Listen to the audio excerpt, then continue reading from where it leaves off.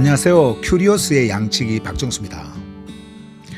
여러분, 우리는 흔히 이 언어라고 하는 것은 뭔가를 정확히 말해주는 수단이라고 여깁니다. 그런데 어느 순간부터 언어는요, 전달의 역할을 넘어서 생명 그 자체를 대신하기 시작을 했습니다. 살아있는 흐름을 가리키던 말들이 점점 그 흐름을 규정하고 가두는 틀이 된 거예요. 여러분, 인간은 언제부터 생명을 바라보는 대신에 생명을 설명하는 언어를 붙들기 시작했을까요? 여러분, 본질과 위격, 이 두 단어는요, 너무 오랫동안 창조주의 실제를 설명하는 언어처럼 사용되어 왔습니다. 그러나 이 언어들은 인간이 처음부터 사용해오던 언어가 아닙니다. Brothers and sisters, essence and person were not the language of life itself, but interpretive language added after life had already been flowing. 여러분, 본질과 위격, 이 두 단어는요, 생명이 흐르던 자리에 나중에 붙여진 해석의 언어였습니다. 이것이 오늘 우리가 서야 할 출발점이에요.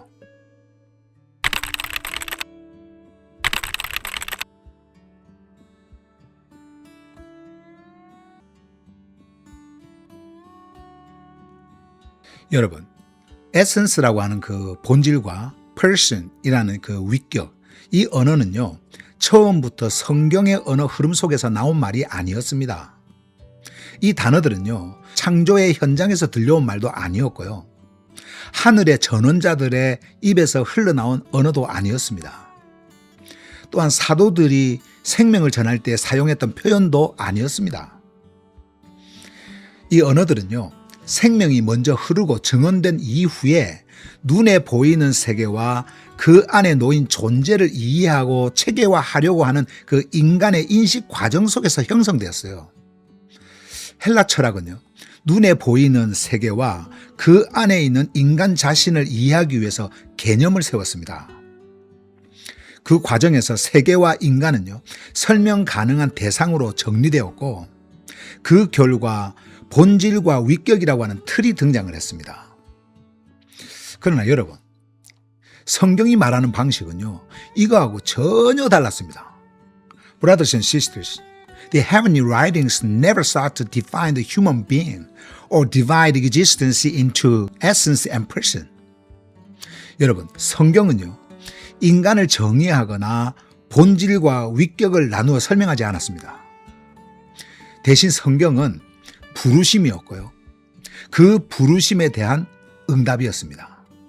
그리고 그 과정 속에서 생명이 실제로 움직이고 드러나는 사건이었어요.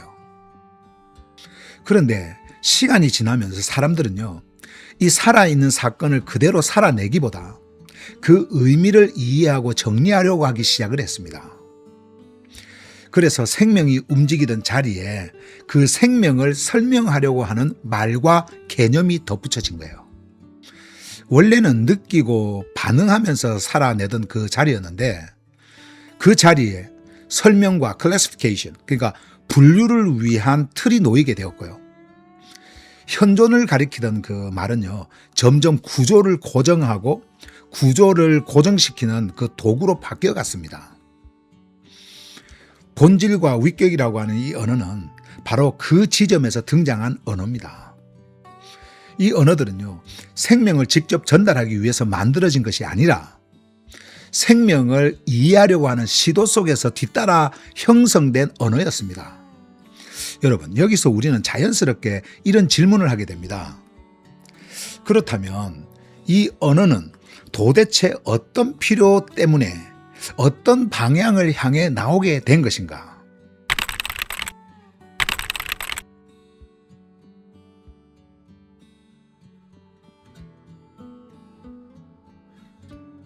여러분, 앞에서 이미 말씀드렸던 것처럼 본질과 위격이라고 하는 이 언어가 등장한 배경에는요, 존재를 살리기보다 이해하고 정리하려고 하는 필요가 자리하고 있었습니다. 이 언어들은 생명의 현장에서 자연스럽게 흘러나온 말이 아니라 존재를 설명 가능한 대상으로 만들기 위해서 고안된 개념의 언어였습니다. 본질이라고 하는 개념은요, 플라톤적 이데아 인식에 뿌리를 두고 있습니다. 여기서 말하는 이데아라고 하는 것은요, 눈에 보이는 세계 뒤에 변하지 않는 실체가 있고 그 고정된 실체가 모든 것을 규정한다는 인식입니다.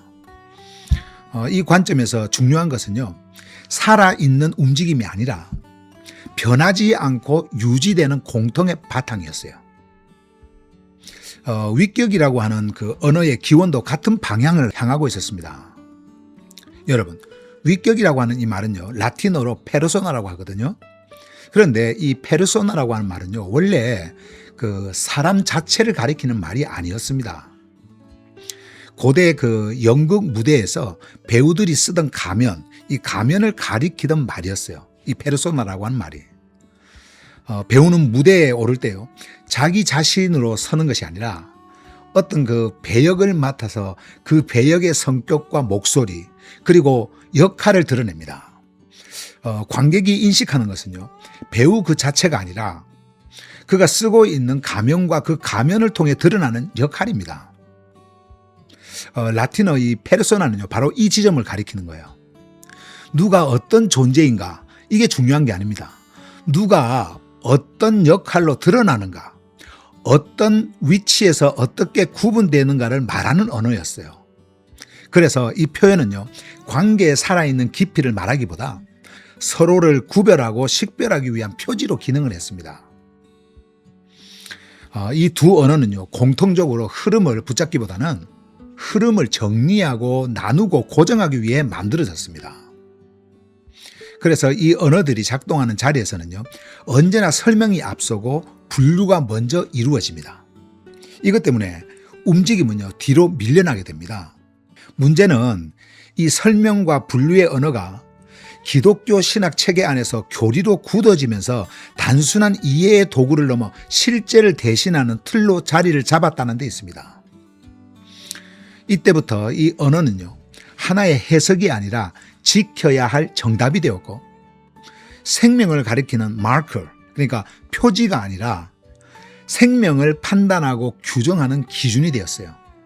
그 결과 사람들은 더 이상 생명이 어떻게 흐르는지를 묻기보다 이 설명이 옳은지, 이 구조가 맞는지를 확인하기 시작을 했습니다. 생명을 살기보다 언어를 지키는 일이 중심이 되어버린 거예요.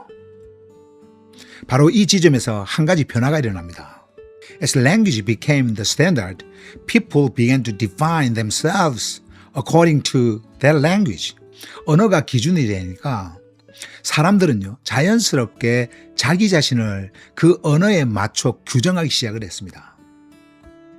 이때부터 생명은 흐름이 아니라 지켜야 할 정체성의 형태로 이해되기 시작을 했어요.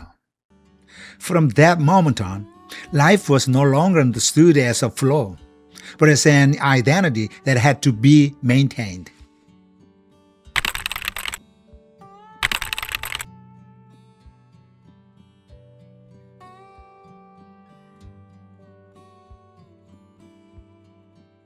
여러분, 본질과 위격이라고 하는 언어는요, 언제나 존재를 고정된 정체성으로 붙들려는 그 방향으로 작동을 해왔습니다. 본질은 변하지 않는 중심으로, 위격은 그 중심을 지닌 서로 다른 인격적 단위로 이해되어 왔습니다. 이 언어 안에서 중요한 것은요, 움직임이나 반응이 아니라 존재가 어떤 상태로 규정되어야 하는지를 정확히 정해놓는 일이었습니다. Brothers and sisters, life never fixes itself as an identity. 그러나 여러분, 생명은 결코 정체성으로 자신을 고정하지 않습니다. 생명은 언제나 관계 속에서 움직이고요, 상황에 따라 반응합니다. 그리고 시간 안에서 새롭게 드러나요. 여러분, 정체성은 생명을 설명하려는 결과물일 수는 있어도 생명 그 자체일 수는 없습니다. 여러분, 성경이 증언하는 창조주의 현존 역시 마찬가지예요. 창조주는 스스로를 고정된 성질 목록으로 소개하지 않으셨고요, 자신의 본질을 고정된 개념으로 단정하는 definition statement, 정의문으로 전달하지 않으셨습니다. 그분은요, 언제나 부르시고 응답하시고 함께 움직이시며 사건 속에서 자신을 드러내셨습니다. 여러분들도 잘 아는 성경 출애굽기 3장 14절에서는 이렇게 말씀을 하죠. I am who I am. 이걸 이제 히브리어로는 이렇게 말하거든요. 에흐에, 아쉘 에흐에. 보통 이제 이 한국 성경, 그러니까 기존 성경은요, 이것을 나는 스스로 있는 자다라고 번역을 해왔어요. 그러나 여러분, 이 표현은요, 창조주를 어떤 고정된 존재 규정으로 오해하게 만들 소지가 있습니다. 이 선언은 정체성을 정의하는 말이 아니라 현존이 어떻게 지속되는지를 드러내는 응답의 언어였습니다. 다시 말해서 나는 이런 존재다라는 설명이 아니라 나는 지금 여기서 너와 함께 있으며 계속해서 함께 있을 것이다 라고 하는 살아있는 응답이었어요. Brothers and sisters, when the language of essence and person entered, living presence was rearranged into attributes and structures. 여러분, 그러나 본질과 위격이라고 하는 이 언어가 들어오면서 이 살아있는 현존은요, 점점 성질의 묶음과 구조의 배열로 바뀌어 갔습니다. 존재는 더 이상 지금 여기서 반응하는 생명이 아니라 언제나 동일하게 유지되어야 할 정체성이 되었습니다. 이때부터 생명의 신뢰, 곧 피스티스의 길은요, 함께 움직이며 살아내는 길이 아니라 정체성을 올바르게 고백하고 유지하는 일로 바뀌었고요. 생명은 흐름이 아니라 지켜야 할 형식으로 이해되기 시작을 했습니다. 여러분, 고정된 정체성은요, 안정감을 줄 수는 있지만 생명을 살게 하지는 못합니다. 왜냐하면 생명은 고정될 때가 아니라 움직일 때 드러나거든요. 그래서 여러분, 저는 다시 한번 여러분들께 분명히 말씀드립니다. 고정된 정체성은요, 생명의 언어가 아닙니다. 생명의 언어는 언제나 흐름 속에서, 관계 속에서, 그리고 응답 가운데 드러납니다. 바로 이 흐름 속에서 한 가지 필연적인 전환이 일어나는데요. 정체성이 고정되는 순간 그 정체성을 지탱하기 위한 언어의 틀이 필요해졌고요. 그 틀은 곧 하나의 구조로 굳어지기 시작을 했습니다.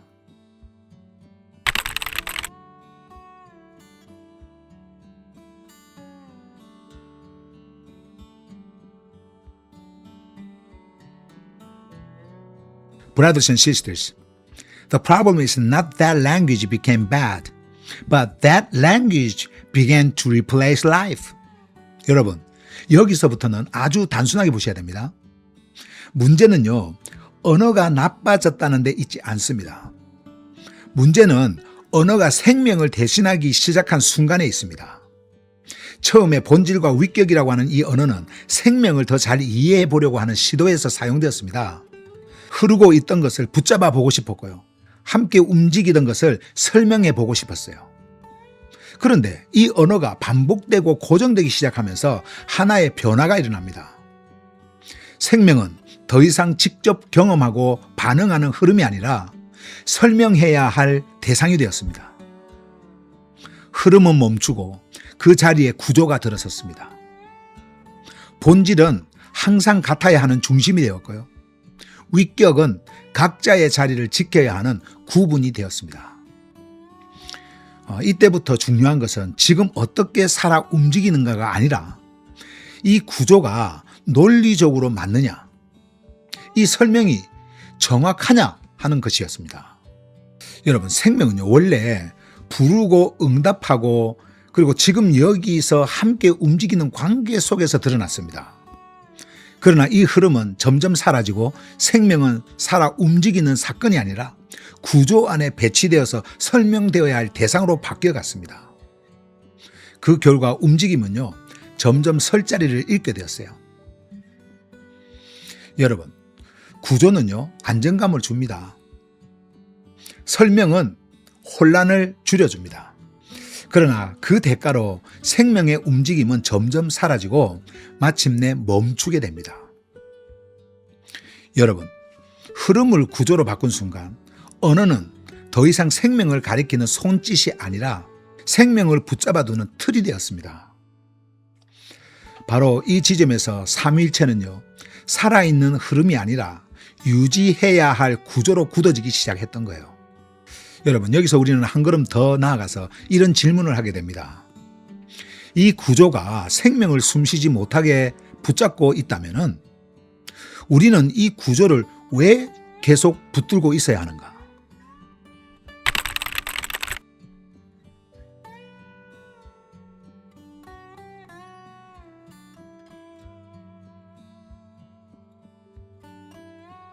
여러분, 저는 이 질문 앞에서 여러분께 단호히 말씀드립니다.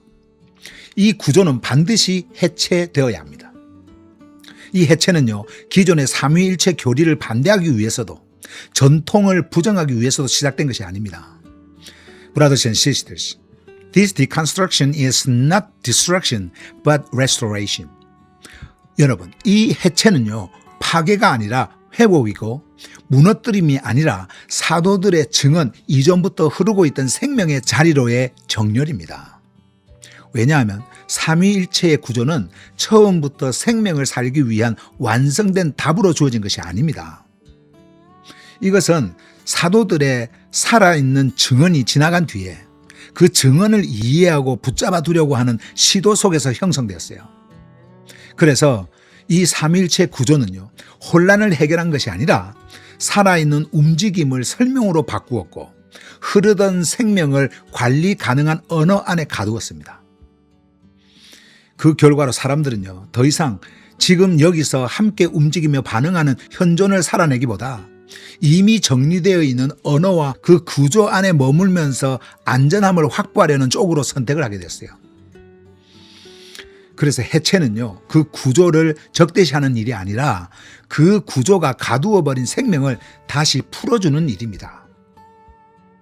여러분, 해체라고 하는 것은요, 무엇이 잘못되었다고 단정하고 선언하는 일이 아닙니다.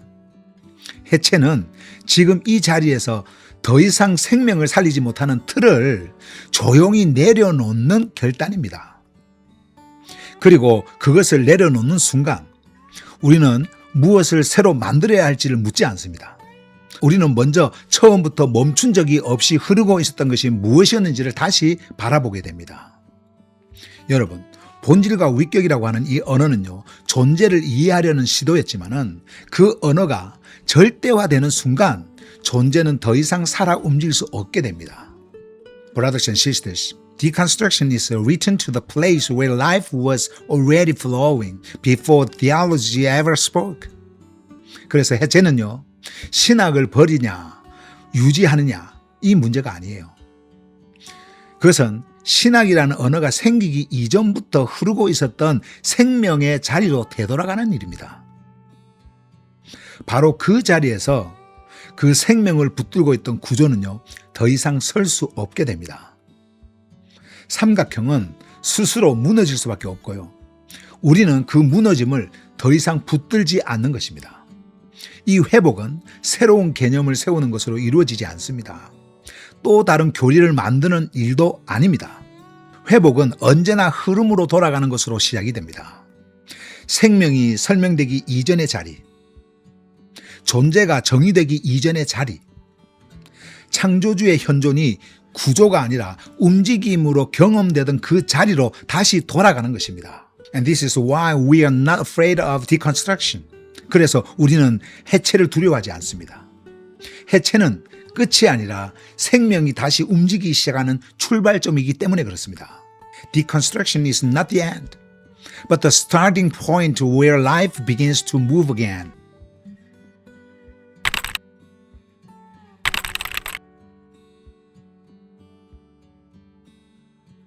여러분, 우리는 너무나도 오랫동안 위에서 아래로 설명하려고 했고 본질이라고 하는 이 추상적 개념 위에 살아있는 실제를 올려놓으려고 했습니다. Brothers and sisters, our being is not organized by concepts. It is formed as it is lived within the flow. 그러나 여러분, 우리 존재는 개념으로 조직되지 않습니다. 존재는 설명을 통해 만들어지는 것이 아니라 흐름 속에서 being lived, 그러니까 흐름 속에서 사라지며 형성됩니다. 여러분, 저는 다음 메시지에서 이 언어가 구조로 굳어질 때 삼각형은 어떻게 완성되었는지, 그리고 그 완성이 왜 생명을 침묵시키는 결과를 낳았는지를 말씀드리겠습니다. I will see you again next time here in the flow of Zorfania. 그럼 다음 시간에 여기 조르파네아 흐름에서 다시 뵙겠습니다.